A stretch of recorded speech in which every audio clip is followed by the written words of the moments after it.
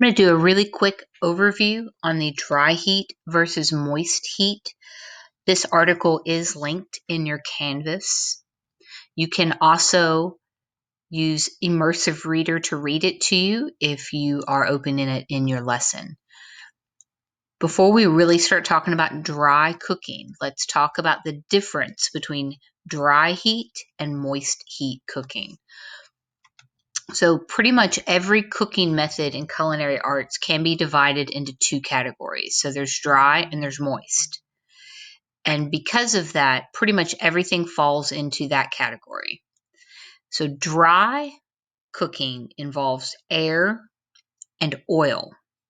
But Miss Fuqua, you say, oil is liquid.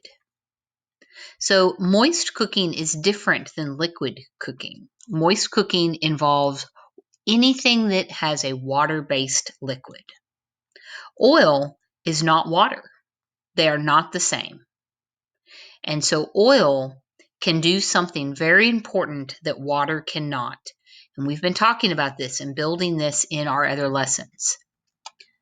As highlighted in here, one of the main differences between moist and dry cooking is heat. So oil will get very hot and water will not. And browning and caramelization, which is the result of the dry cooking methods, this happens at 250 degrees and above, more around 300. Water will not get to that temperature, nor will other water-based liquids. So that really is the biggest distinction between moist versus dry heat cooking. So it's really important when you are choosing these cooking methods that you know and understand what type of food. So dry heat cooking is usually very high temperature in a short time.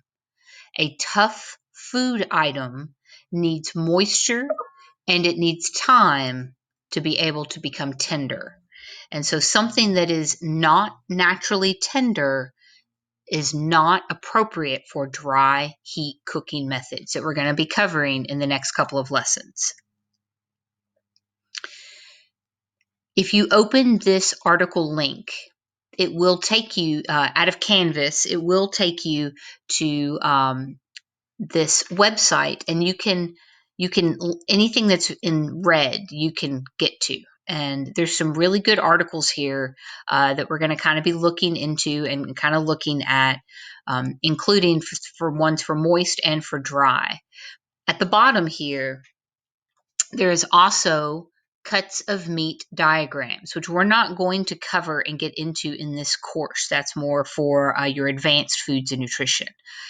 But if you're really interested and you would like to move forward and you'd like to know, then you can go ahead and open some of these and you can find links to some really good articles. So I recommend some further reading. They're generally pretty short readings, they're straight and to the point, and they are usually pretty